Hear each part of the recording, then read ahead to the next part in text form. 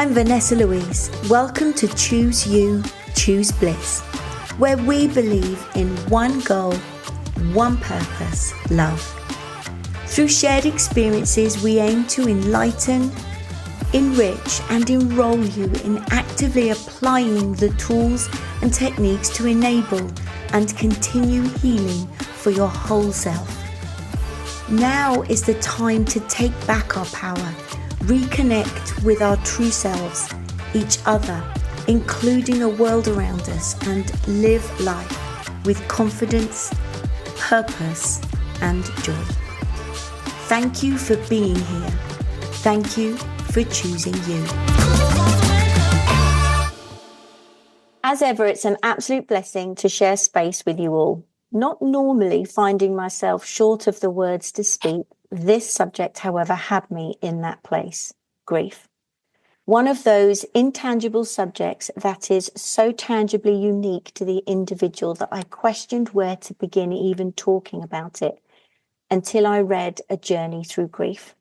I have with me today the author, so let's delve straight in and get emotionally naked with the simply stunning and super talented Anna Watkins. Thank you, Anna, for sharing with us your raw and honest journey through grief. Oh, thank you, Vanessa. It's a lovely introduction. Oh, you're welcome. It's true. I was just blown away by reading your book. Not only was I left in awe of you being able to document so eloquently your own journey, you created space within the pages and with journal prompts to support and guide your readers. But also on every page, you have drawn your own colour illustrations to leave no doubt that we are carried, comforted and cared for along our journey through grief. So please begin by sharing why you wrote this book. Oh, well, back in 2021, on the 13th of February, I became a widow after I lost my husband Andy to cancer. He'd been ill for probably 6 years. He had liver cancer and had a successful liver transplant, and we thought that we'd put it all behind us, and we were blessed with a really special year. And then sadly the cancer came back into his bones, and it was mainly in his spine, and he had a lot of pain, and we knew that he only had a couple of years to live. And we really tried to make the best of those years. But if I'm honest, they were very tough. It was very bittersweet.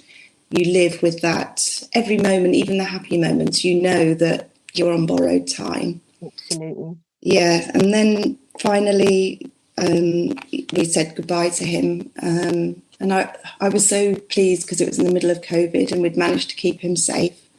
And at home, and he died at home with my daughter and myself there. And even though, his death was expected, and I knew I was going to be sad, I just was not expecting the emotions that I felt and how lost I felt. And I just felt really, really lost. And I worked hard at my grief and read lots and lots of books. If I'm honest, I think I was trying to find a way around it, a way to sort of fast track it. Yeah, overstep the minutiae. That's it. We know what's happening here. Let's get past it. And I often think of the child's book about the I'm going on a bear hunt, and it says you can't go over it, you can't go under it, you can't go round it. You have to go through it. And I came to realise that that's grief. You actually have to go through the grief. There's no way around it. But I did learn that there's a lot that you can do to ease the pain and ease the suffering and make yourself grieve more easily. And also, I suppose the caveat to that is, on the other hand, there's also ways that you can grieve that make your grief much more painful and give you a lot more suffering. Yes. And I certainly didn't want to do that.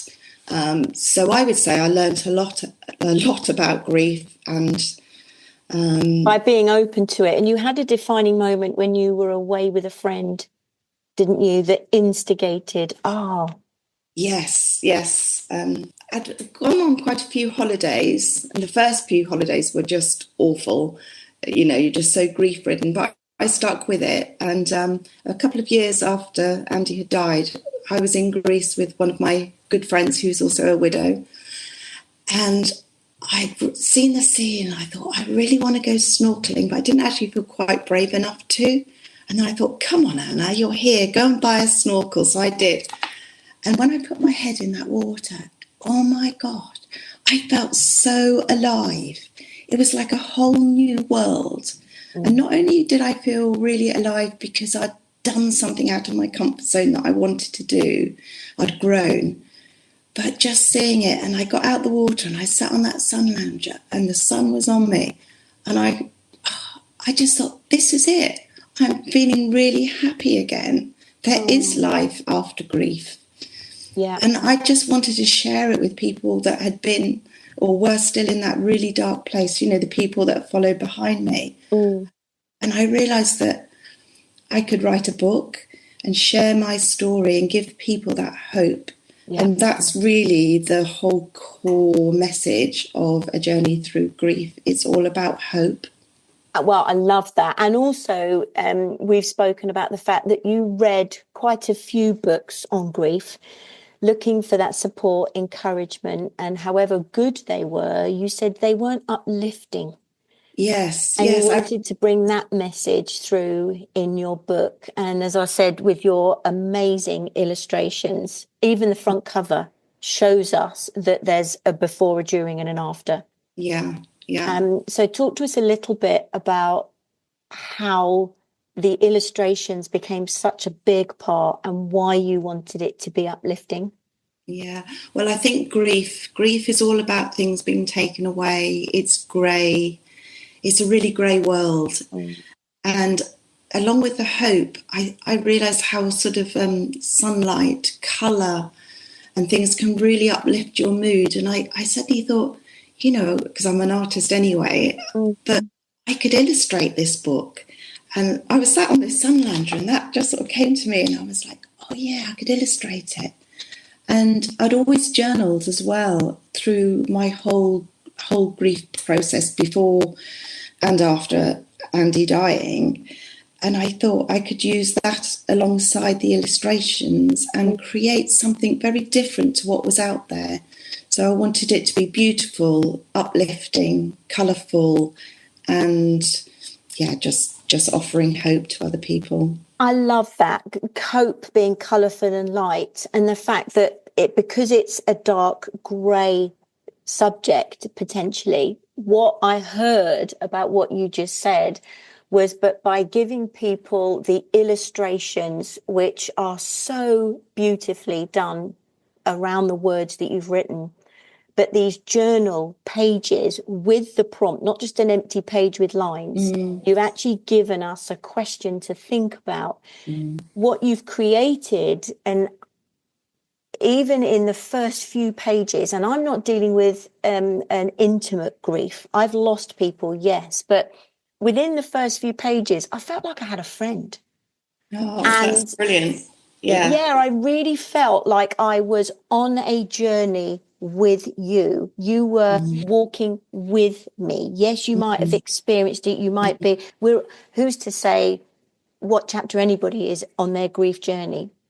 I certainly, and even if you are not on a journey through grief, you will still find this book absolutely essential for understanding more about yourself and actually any lack, any loss in your life, whether it is divorce, whether it is loss of yourself. And that's why I loved it, because it wasn't just about grief, but really poignant to grief.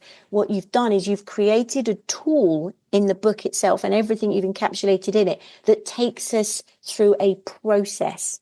Not like this is the grief and now I feel healed from it and I'm out of it. You really walked with us through a journey and literally the process that enables us to understand and learn how to live with it without it controlling, without it controlling you.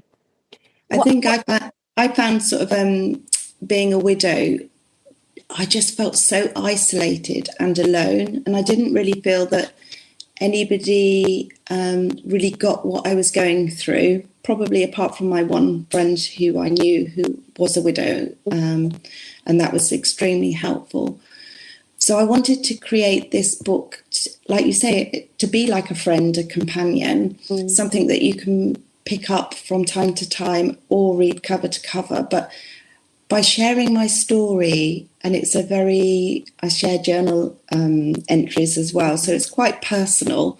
I had to be a bit brave to share some of them, but I'm hoping that it'll make people feel like they're not alone. And I think sometimes some of the thoughts that you have when you're in grief, you don't know if it's normal. And it's so reassuring to know, oh, it's normal to feel like this. I'm not going mad.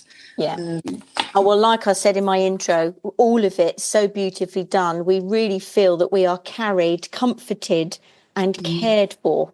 And I chose those words carefully because that's how it makes you feel. And if that was your intention, then accomplished. And I know at the beginning of my grief journey, I think I said that I felt lost, but I felt so lost. And one of the examples I give is like of being a boat lost at sea, and that I know that land, which I equate to being peace and happiness, is out there somewhere.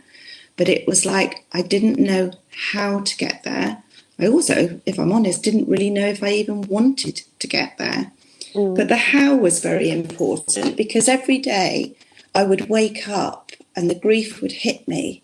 And it felt like it was just the same grief every day. And I thought, well, how can I get through it like other people have, that I know that there's people out there living good lives? How do you get through there? Because every day I'm feeling the same sadness. Got you. So you didn't feel like you were evolving? No, I just thought I was going to be stuck here forever. And I've spoken to a lot of people that have lost a life partner or other loved ones. And you do just think you're going to be stuck in this pain forever. And how do you get there? And I sort of share a little bit about it. I mean, there isn't a magic answer. There isn't a magic answer of how long you're going to be in pain or how you're going to get out of it. But what I do know is with every tear that you shed, you're showing up for your grief and you're making a little space for some healing to take place. I love that. And you might not realise it, which is where the journaling comes in, because if you're pouring out your heart onto that, and then you look back in a few months and you can actually see, there is a little shift there. And then you look back in another few months and you see, there is some small bits of healing taking place. And alongside showing up your grief, and we can talk a little bit about how that looks, you also need to start to show up for your new life and take some brave steps forward. I love that. And as I was reading your book, it's really clear that you talk about the fact that you believe the core to healing and moving through your grief and along that journey is to honour the grief you've spoken about. So recognise it's there, show up for it, which I think is probably the biggest struggle that people have, is actually being okay with it, being in that what you call a limbo land. Yes. And the third component that you speak about is to begin to build a new life. Yes. So just talk to us a little bit about how you began to show up for your life once you recognised that honouring it was a key stage. Showing up for it, what did that look like for you? Showing up for my grief, it was all about crying the tears, to feeling the pain, to let yourself go there, not to block it out. I mean, sometimes, yes, it's okay to block it out and numb your mind on Netflix box set or a glass of wine, but actually taking time to grieve, because you've only got this grief because you love so deeply, and it's almost like a way to honour them is by, I loved you so deeply, you have left a big hole, and I'm going to think about that. And by crying the tears, feeling those feelings, which are awful, but then you realise as it sort of reaches up to a peak, you think, I can't bear it. And then afterwards you feel a little bit of calm, and you've made that space for that calmness. And if you equate it back to my story of being lost at sea, it's like each big grief wave is the big wave of grief. But then slowly, as you've had that grief and you've cried those tears, there's that little bit of calm. And then you know that the next big grief wave's coming. But you begin to learn to know what to expect. Love that. And then the space between the waves starts to get a little bit longer. And that's where you can start to build your life. Mm. And it can be something so simple in the early days. It could be, I mean, for me, a big one was going out to do a food shop, which was pretty triggering, having a little sad basket for one. But going out and buying some good food, some nutritious food, and having a fridge stocked. Whereas some days, you know, you just like, I'm just in so much pain and I'm just not worth it. And I'm not going to get that food in and I'll just have a piece of toast. But it's, you know, it could just be showing up, as I say, going out to get food, going for a walk, phoning a friend, emptying the dishwasher. And slowly those things that you're showing up for life, you know, they grow as you start to heal a little bit. Yeah, do you know, and I love what I'm hearing is such simple steps. A big, long journey that you don't know how long it's going to go on for and how many miles it will feel like. But each step, I love that, emptying the dishwasher, just popping to the local supermarket to begin making some different choices. And I think in the book, you even say things like moving furniture and creating space for yourself just to be present with a cup of tea and changing things. It's okay to change things. And that's the honouring it and showing up for it. So part of your new life is in your widowhood, as you make reference to it in your book, is having hope in a new place and building a life that honours you, because you've been one part of an equation of two, and now you are a singular. You're your own equation, if you like. Yes, you've got important people in your life, family and friends, but what does hope in widowhood look like for you as you build and honour that new life that suits you? I think for me, it was, I always knew that I would be okay. I'd never lost that hope that I would be okay. So it was thinking, okay, how do I want my life to look? And realising that actually that's quite a gift in a way. Although to start with, you know, I'm not saying I'm glad Andy's died, but I couldn't change that. So it's like, okay, I've been given a new chapter. How do I want my life to look? And for me, I made the big decision to move house quite early on, but it was something I'd thought about for a couple of years. And my reasoning behind that was because we'd lived in our house for about 30 years. And after his death, he was everywhere but nowhere. Yeah. And I found that so hard. And I thought, I need to be in somewhere that suits me now. And I was lucky enough to find this little place, this little converted barn, and it's just perfect. And I knew that buying that, I would be able to be happy there one day, and I could make some choices. And moving forward of showing up for myself, I started to make very small decisions. It's like asking myself, okay, what do I like? Not having to think about what do we like, but what do I like? And I must say my house is a lot more feminine. There's lots of love hearts everywhere. You are very creative, very creative. Yeah, so just sort of making those decisions moving forward really helped me to build a new life that honours him. And there were lovely touches. So I named the barn Olive Tree Barn because Andy had bought me a beautiful olive tree.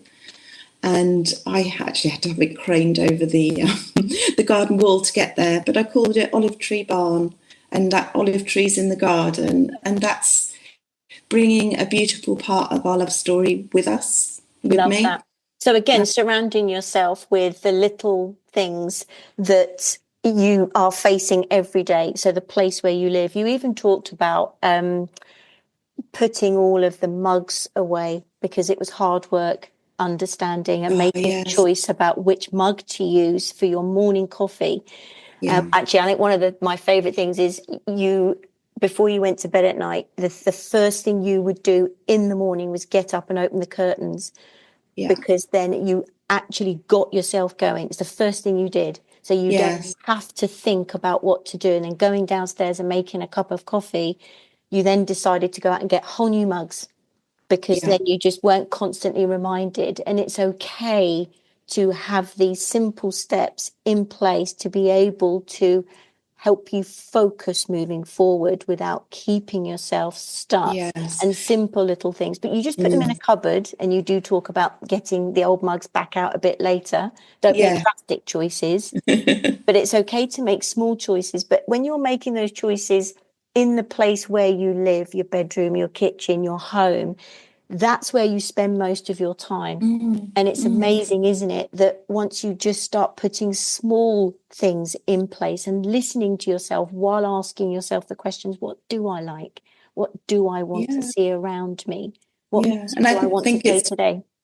it's really important to create a place that nurtures you. I mean, I have fairy lights up, and every little decision I made was really important. And you talk about the mugs, and that was because I was just getting triggered every morning. I'd open the cupboard. It's like, well, what mug do I have? Do I use his favourite one? Or we went on holiday here, and I'm like, I just want a cup of coffee. Love So it. and I remember just making that decision, and I actually jumped straight in the car and drove and bought these new mugs. And it's a small decision, but it was a huge decision. It was taking a little bit of control back of my life of, no, I don't want to be triggered every morning. And yeah, that felt huge. It felt huge. Absolutely, very huge. And I love the word you use, empowered, because until you start making simple choices for yourself, you are being controlled by a life outside of you, or a Yeah, life that's behind you, yeah, not the life that's in front of you. yeah. You talk a lot in your book about the key companions along a journey through grief, and those being self-compassion, being kind to yourself, and not being judgmental. Oh, And yeah. you give us self-compassion. You give us an example of a journal entry. And I recognize a lot of this in myself. I think when you tell us what we're thinking, we're like that, oh gosh. And then you say, now let's put it through a lens of self-compassion. And you're like, wow, Yeah, they're that's like a chalk and cheese. pork Yes. and cheese. But Yeah. giving us the space to do that in your book is essential. So just Mm. talk to us a little bit about some of those key companions along a journey through grief, because Yeah. it is, you do need them with you along the way. But talk to us about how important they are. Oh, they're so important. And actually, this was a real sort of pivotal moment when I suddenly realised that by changing my mindset and my self-talk, or at least becoming aware of it, I could really change the whole course of how I felt in the moment, how I felt in the day, and how I felt about moving forward in my life. And it actually gave me some sort of power back over being able to help myself through my grief. So I became very aware of self-talk. Some people call it a mind monkey, and I quite like when you actually stop and listen to your self-talk. Yeah. You can hear that you might actually be beating yourself up for where you are, being so judgmental, so harsh. You're not talking to yourself at all as you would talk to a friend. And I think that's the key thing, that now when I check in myself, I listen to myself talk, and say to myself, would you be saying that to a friend? And if I'm saying no, God, they'd think I was a right bitch if I said that. I'm thinking, well, why are you saying that to yourself? Yeah. So the example you talk about was about me not going to a party, and I was giving myself a hard time. You know, you should have gone, you shouldn't be crying so much, you should be further along, you've let your friend down. And then I suddenly thought, that is really harsh. I wouldn't say that to a friend. What would I say to a friend? And so I talked to myself as if I was that friend. And I said, you know, you're going through a tough time and you're doing so well. And, you know, just if you need just some time to yourself today just to recuperate and you don't feel like socializing, that's okay. You're in grief. Yeah. And do you know what? I still actually talk to myself out loud, and I'm nearly 4 years on now. And I check in with myself a lot on my self-talk, and I will say it out loud. And actually, when I do something good, I'll also speak out loud to myself and go, well done, Anna, you did so well today. You've just managed to do blah, blah, blah for the first time. Absolutely. So I'm my biggest champion. So I think that's all to do with self-compassion, and it's looking at yourself through a self-compassionate lens. And that I can't really underestimate how important that's been. And if you're looking yourselves to change the way that you feel and how you're, progressing in your grief, I would definitely suggest you have a listen to your self-talk. Even set a timer on your phone 4 or 5 times a day, and then just check in with yourself is a really, really, really useful tool. Very simple tool. I love that, because we don't understand and we don't recognise, we're not aware of what we're thinking at all. And that compassion. So coming back to honouring it, showing up and beginning to build a new life by just through the lens of self-compassion, you're honouring where you are. You're speaking to yourself out loud is really helpful. I do it all the time, all the time. Showing up for it is becoming then your own best friend, your own champion. It's okay. Yeah. It's okay that you have these thoughts. You don't need to avoid them. We just need to be aware of them and then love ourselves, hold ourselves compassionately. Like, I love the example of, would you say this to a friend or a loved one? No, how would you? That awareness is key. You're showing up for yourself. And just by doing that, you then are making the baby steps to begin to build a new way of being. You're bringing, and also, helping yourself. Yeah, especially if you've lost a life partner. So Andy would always be the one that, if I was feeling a bit insecure or a bit worried about something, he would be the one to reassure me. And yes, I've got great friends who I call my soul sisters that I go to, and they can do that for me. However, you need to be able to do that for yourself. That's the greatest gift that you can give yourself, that you can be your biggest champion, and that you can actually rely on yourself is huge, because you might need someone to talk to at 11 o'clock at night, and you can't phone up your friends and go, oh, I'm feeling a little bit insecure. Do you think you could just reassure me about this? Don't think they'll be your friends for very long. But if you can do that for yourself, I mean, what a gift. And that is one of the things I found in my grief journey is, I'm finding out who I am. And, of course, I wish Andy was still here. But also, if he was still here, I would not be the person I am today. And I am really, really enjoying discovering who I am without him. And that's a gift that he's given me. And I feel like another way to honour him is to do my best to find out who I am. Because he's here. And I think we had a little chat, didn't we, before we came on air.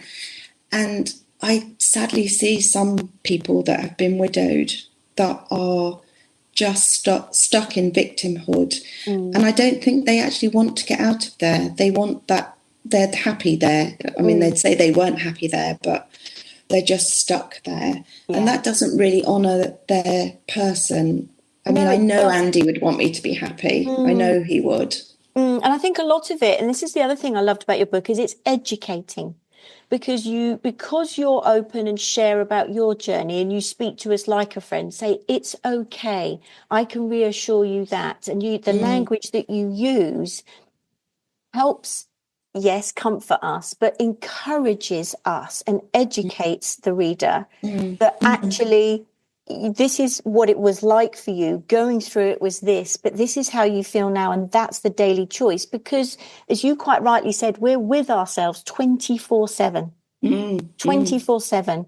And self-talk is essential for that very reason, that when you are caught off guard in the middle of the night, out on your own in the woods somewhere with no service, and you can't call somebody, there are certain times in your life where the only person you can rely on is you.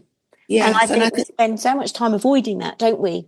But became aware of it and learnt how to be your own best friend and how to rely on you. And in your words said empowering. Yeah. I mean, obviously it's grief that got me to this place of having to learn to be enough for myself. But whether you've lost somebody or not, I think it's a really important piece of work that we can do. And I know a lot of your work's about that, isn't it? Of actually being enough for yourself. I need to know that I can rely on myself. I've got my own back. And when you think about it, we come into the world alone and we leave alone. So we, like you say, we have to be enough for ourselves. That's one of my little mantras. I love that. Is I am enough.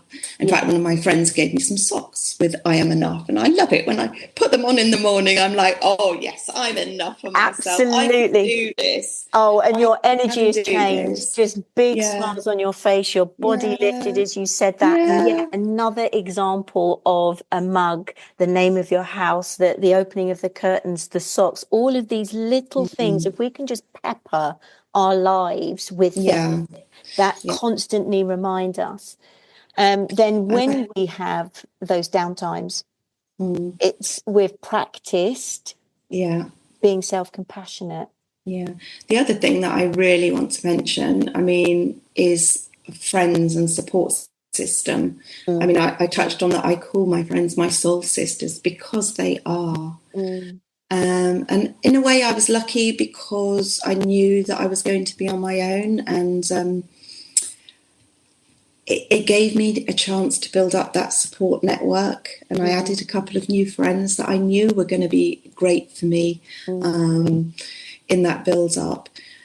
But if you don't have anybody, I think it's really important that you make a real effort to go and find some other people that are in a similar position. So I suppose I'm talking about other widows or people that have lost a life partner, or if you've lost a parent, a support group. But it is so important to not just go, well, I've got nobody there. You have to be proactive and build up and nurture those friendships.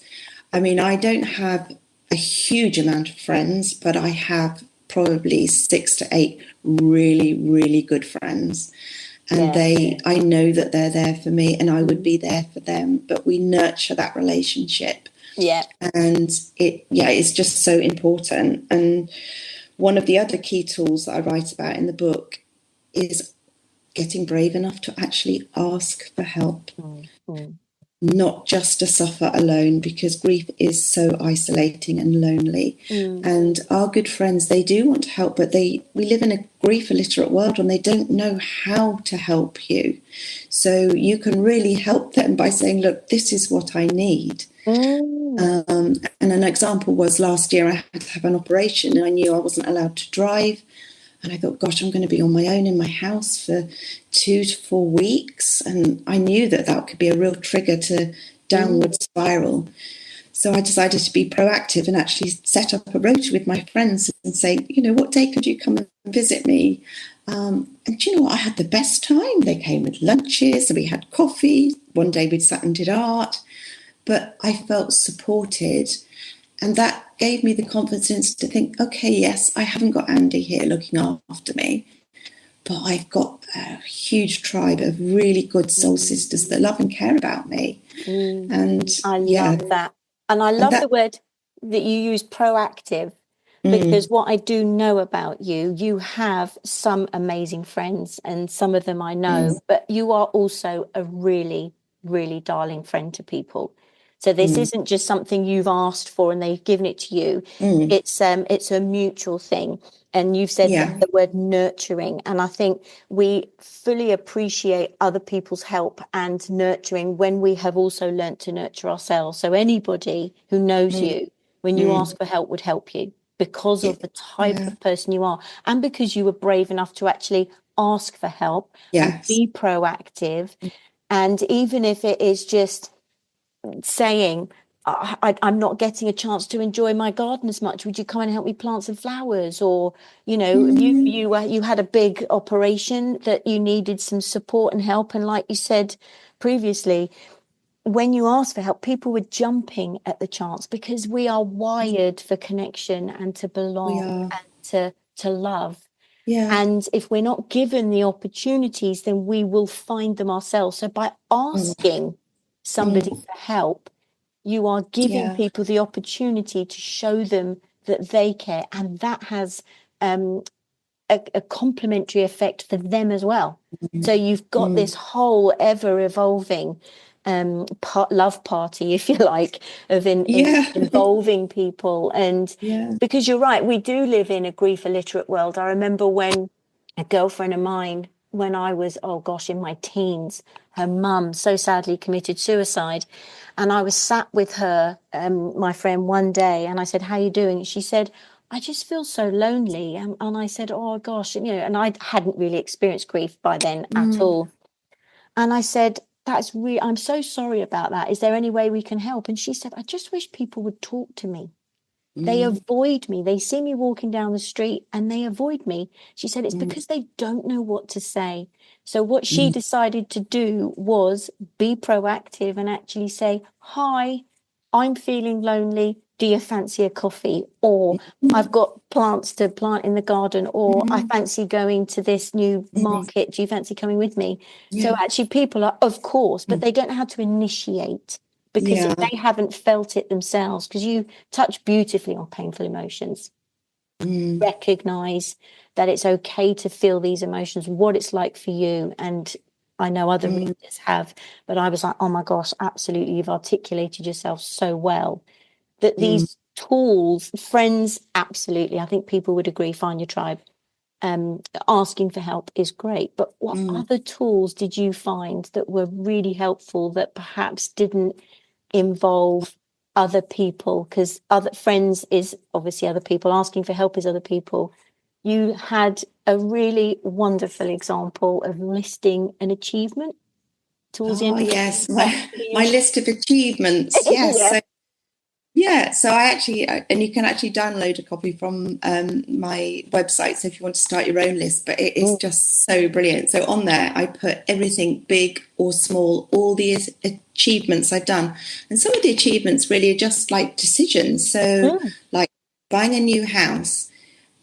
I swapped my car because I thought I need one with a telephone in, and also a reversing sort of a picture thing that comes up, because I'm rubbish at reversing. I thought if I could, and an automatic, because I had a dodgy hip. I thought if I could get that car, those three things would make driving make me feel safe, and it would really enhance my driving sort of experience. So I went out and I found myself a perfect little car, and I was like, oh my gosh, I've managed to buy and sell a car. That's wonderful. Huge for me by myself. But it could just be really little things as well.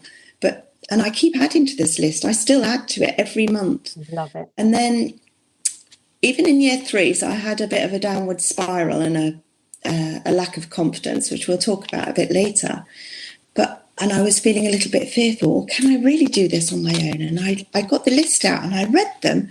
And by the end, I could almost feel my body sort of like puffing up. It was like, good girl, I've got this. And look at all what I've achieved, from getting new jobs and going to places on my own. I even flew to South Africa on my own with stopovers and got an Uber to an address in South Africa on my own. And wonderful. Like, wow, that was huge for me and so empowering. And then you think, well, if I can do that, what else can I do? Absolutely. Starting small, but also, so doing the thing is great, but recognizing and actually documenting it. I love the fact you've got a download on your website. That's awesome. To be able to just print it off, and knowing you, it's probably beautifully illustrated. I must get one myself. It is. And but taking the time to recognize where you did do something, an achievement, you accomplished something, and to celebrate it. Celebrate it. Absolutely. And I love the fact that you go back to the list when you're doubting yourself. Yeah. Really I actually read my book, and I find it really helpful. So I read it when I'm in need of, or maybe a little pep talk, and I read that, and it's like, oh yeah. We need reminding. Absolutely. We do need reminding. We know this stuff. We know it. We've experienced it. But on occasion, because the world outside is so distracting and so chaotic, we can sometimes feel off center. One of the things I do want to finish on before we wrap up is you talk about this lens of loss. You were at a time where learning to accept Andy's death. And so you're honouring it, you're showing up for yourself with your grief, and you're beginning to build a new life, recognising, and I think it was, you talked about it being your birthday, and you had these presents that people had given you, sat there, and it's about your third birthday, and still remembering a time where you wished Andy was there. You again, becoming aware, we've talked about the thoughts that you were having, and you said, no, this is going to keep me stuck. And you made a cup of coffee and you took your gifts out into the garden. And the book tells us, as you share, I deliberately made a choice to shift my perspective and how I saw life from a lens of loss to a different lens.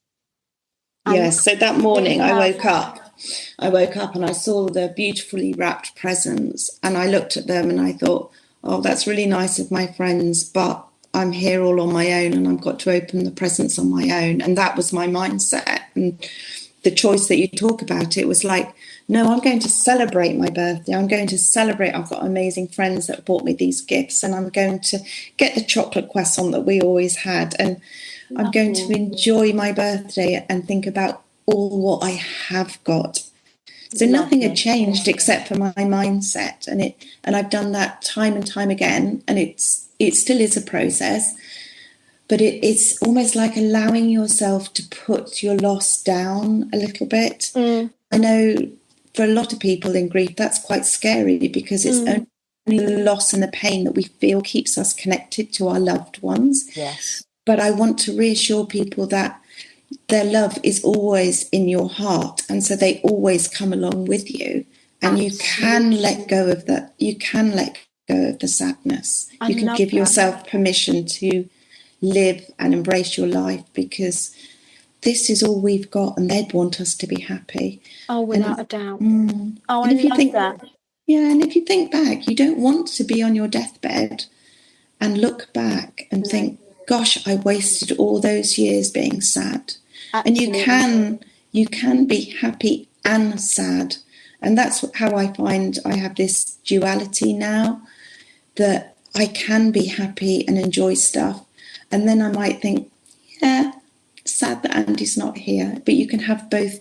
You don't have to just be happy or just be sad. You have to find a way to live your grief alongside your new life. I love that. And what you said about it's okay to put your loss down. I had an image of a volume button, and actually just turning the volume down on that old story, which it will always exist. As long as you are alive, it will always exist. But just turning the volume down on it and making a conscious choice, because that's one part of your life. And another part of your life is turning up the volume on the life you're living. So it's still there, but it's not as controlling and as I've got like constricting. That's the kind of feeling I've got.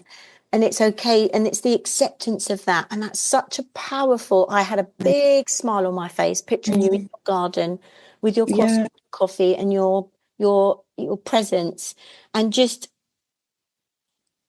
I had a feeling of becoming alive, so we can live, but are we actually really feeling alive? Yeah.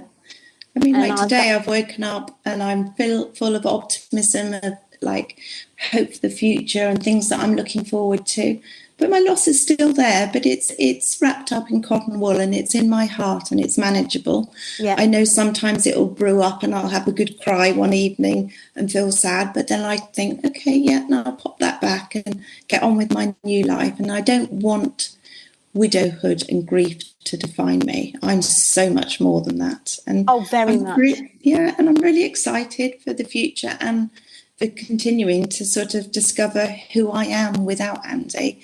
And I am this person because of him, because of his love. Yeah, because you can hear him championing. I can. Yeah, definitely. And feeling him in your heart. And all because you continue to use the tools, practicing self-compassion, being kind to yourself, journaling. You still continue to use these tools to help keep you engaged in your new life, embracing who you are as an individual, and still learning all the time, so that when you do have maybe a side swipe of emotion or a reminder that does trigger, you know you've come through it before.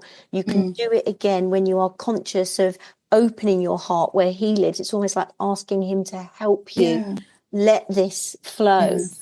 And so one thing I'd really like to say is I still have a relationship with him. Yes, it's different, but my love for him didn't die when he died, and I know his love for me didn't die when he died. So I do have a relationship with him, and I still talk to him. I feel him around me. I still laugh sometimes. I mean, I do get quite a lot of signs. Maybe that's another whole subject, because I've had some absolutely amazing ones. So I know he's here. His energy, his soul went on. And I'm really beginning to embrace our new type of relationship. And I think, obviously, that's really hard in the beginning because you're going through, all the loss, and it is so painful, but you just keep hope, keep evolving, and just keep moving forward, because you've got this, we've got this, we can do this. That. And because you talk about mature grief towards the end of your book as being, grief is work. So working it, and by doing that, that's you honor it, you show up, you continue building your new life. Grief needs movement. I love that, because that stuck feeling is heavy. So it also really needs to be witnessed. So that's when you need to be able to talk to people. You can't keep it in your head, which again comes back to that finding your tribe, whether that's friends or a counselling or something. Yeah, as well as the journaling, so you can witness journaling, what you're absolutely going through. Key. And number 3 is living fully in your new life, embracing it as best you can. And it's okay that you might fall over and sometimes feel sad and a bit overwhelmed, but by using the tools, you are able to help yourself feel better. Really powerful. One question I have for you: what would you say has been your greatest learning living with grief? I think it's probably asking for help, asking that. And when I say that, I mean asking myself for help, asking myself what I need. My great friend Bev had always said to me, ask yourself, what do you need today? Do you need to be quiet? Do you need to be with friends? But asking yourself what you need and giving it to yourself. Again, that comes back to self-love, self-compassion. Oh, definitely. And also asking friends your support, because you need that. We are social beings. We need connection. Yeah. So asking for help, just remembering that there's a life worth living out there, and there's lots more adventures to be had, and it's okay to be happy. Oh my gosh, I'm tingling actually as you say that all over. Oh, I love chatting with you, Anna. Where can people find out more about you, and particularly this book and the tools that you have for us? Okay, well, I've got a website which is called www.ajourneythroughgrief.blog. Awesome. And on there you'll find my blog. You can buy your books. You can sign up for my newsletters. I do a little bit about my journey each week to my subscribers. It's got my socials on there you can connect to. I post quite a lot on Facebook and Instagram. So they can find it there. The book is also available from Amazon. Wonderful. And I would just like to say this book is either a gift for yourself or for someone else that's grieving. And if you want, I can always put a personal note in it if you order it via the website. By the website, you can have a personal note in it. And I've got a copy. I'm going to get more because I want to keep my copy. But this is a beautiful gift, and not just for somebody who's lost someone. I will just say that. But on your website, you've got all those other lovely downloads as well. Personally signed from your website, ajourneythroughgrief.blog, and also available on Amazon. Anna, an absolute joy. I feel totally enriched after chatting with you today. I feel encouraged, and I want to thank you because I recognize a lot of where I am in your journey right now. Even though I'm not mourning somebody or I've lost an intimate person to me, but just generally I have found this conversation and particularly your book incredibly encouraging. So God bless you. Thank you, my lovely. Oh, well, thank you so much, Vanessa, for having me on, and I just hope even if I can just help one more person, then that's job done. Oh, well, you certainly have. No, God bless. Thank you so much. Thank you. The invitation is to take a few moments to reflect on what's resonated with you here today. Let us know what you find. Share this episode with those you love to practice your vulnerability and enable deeper connection with self, others, and the world around you. May you feel blessed and loved as you live your days with purpose and presence. Thank you for being here, and thank you for choosing you. I love you.